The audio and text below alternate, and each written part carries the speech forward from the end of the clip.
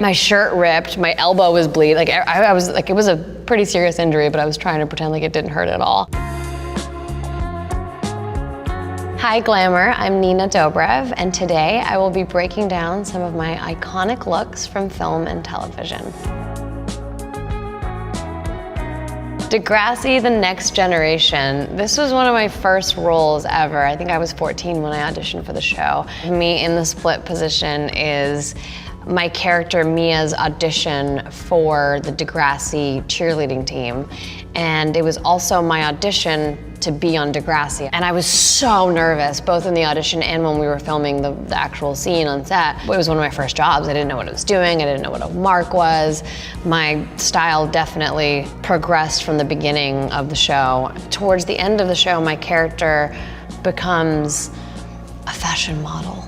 When I was leaving to start Vampire Diaries, they had to find a way to write me out of the show, so they had my character get a job in Milan. I think it was Milan. And so we had all these photo shoots and these gowns and much higher fashion moments towards the end of the show. There had been an evolution for my character, but also for me as a person. I was starting to become more comfortable in my own skin.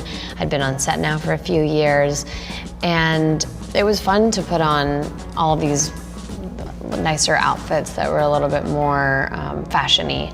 The next image is from Vampire Diaries. It still is my favorite episode that we ever shot. This specific episode, I got to play Catherine for the first time. I had been playing Elena for a few episodes now, and the wardrobe was modern and of the times. When I got to become Catherine, I really got to find this character and I got to embody her, and I looked so different. The fashion was from the 1800s, and we had these corsets that were so tiny and they would pull them in so tight. So if you can see, I have an impossibly tiny waist in this, especially compared to the giant hoop skirts.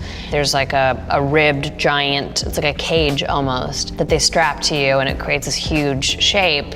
It's so beautiful, but it's very uncomfortable. It's funny how when you look at something, you remember it and you're like, oh, what a good time. And then you're like, wait, I couldn't breathe. The next look is also from the Vampire Diaries from season 4. This was the cheerleading outfit, and it actually evolved from year to year. I remember in the first season, it was a shorter kind of crop top cheerleading outfit with the skirt, and then as the years went on, I can't remember why they switched it. It might have been because of me. I probably was like, I don't want to show my tummy anymore. And they doubled it up and made it longer. We, for some reason, always shot the cheerleading scenes in the dead of winter in Atlanta. So we had to be in these tiny, teeny little outfits outside in the cold, and I was freezing. My character in the show started off as a very naive, sort of doe-eyed kind of, she was a kid. She was a young girl who lost her parents and went through a trauma. And so over the 4 seasons up until this point, she kind of got a little hardened. A lot of things happened, and she grew up and she became a woman, finding love, losing a lot of friends. My character died a couple times, I think, and then came back to life, and then came back as a vampire. It was just, it was a lot. So the next one is Away From Her. This is a film that I did in 2006. In this role, I really got to play around, and they put these pink extensions in my hair, and I had fishnets, and it was so fun to just sort of be someone that's so different than me and explore a different style that I maybe otherwise wouldn't have. But as a result of that, it gave me the ability to really feel like a completely different person. It really helped me get into the character. Sarah Polley is the director of this film, and she's a very, beloved, wonderful human actor, director, and it was really exciting to get to, I think it was my first film, to be my first film and have Sarah Polley be the one who directs me. Another fun fact about this is I got to swear for the first time. I mean, I was really young, my mom was on set, and I remember it was scripted that I got to swear, and for the first time I was allowed to swear, and not only in front of my mom, but in front of the world. It was a big moment for me. The next one is Then Came You. This is a film that I made in 2018 with Asa Butterfield. This wardrobe was kind of simple because I've played a flight attendant who had a little bit of wanderlust and she wanted to travel around, and Asa's character had a crush on me. But it was really, talk about transforming, having the wardrobe help indicate your character. I mean, this one, I felt like a flight attendant, and it felt very buttoned up and formal, and the hair was very manicured, kind of like the hairstyles that actual flight attendants have. It was very easy for me to put on this outfit and feel like the character. The next one is Lip Sync Battle.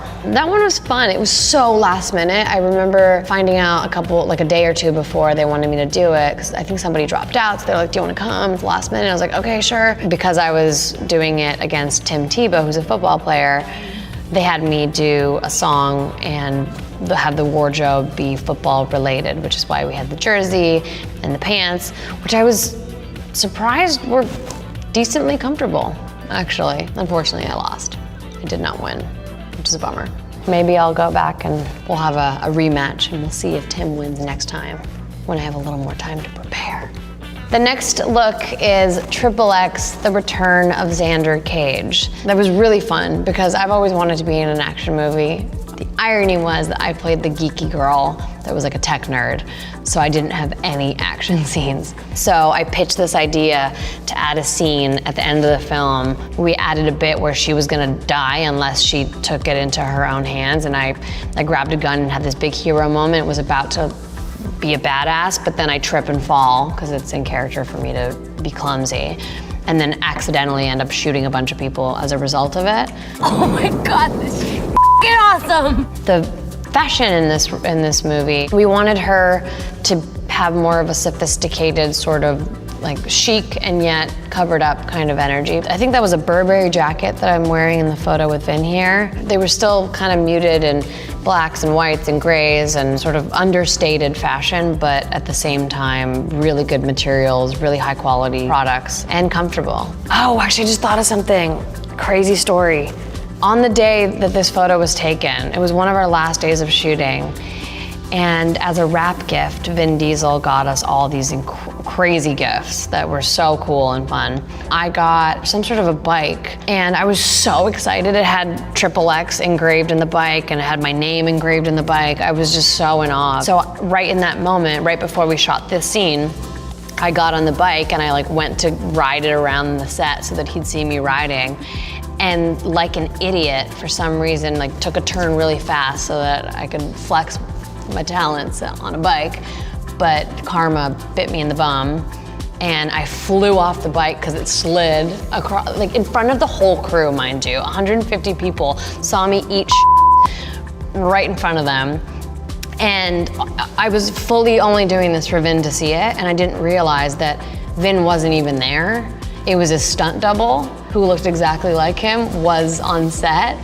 So I did it for nothing, but I have this shot from behind the scenes where my whole side is bleeding, my elbow's bleeding, and they had to sew it up together, and they put this coat on because they had to cover all, they didn't want anyone to see all the gashes and the ripped clothes. So that was a last minute add to the scene, was this coat, because of that. Fun fact. Next up is Love Hard. The wardrobe in this film was interesting. In Los Angeles, she wears dresses, she's trendy, she goes to work, she's got a little bit more, casual chic fashion. But unfortunately, when she arrives in Lake Placid to surprise Josh, her suitcase gets lost. She literally has nothing else except for the clothes that are on her body, and she wanted to impress the boy that she was meeting for the first time, so she wore a tiny little mini dress and high boots, and only had a backpack and a bag as a carry-on.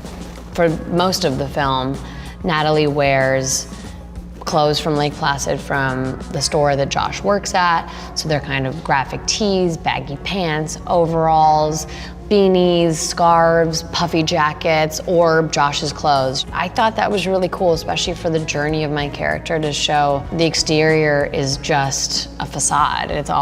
What's most important is what's inside, not really what you see on the outside. And not only does my character realize that, but you can see it happen through the wardrobe, and I liked the symbolism of that.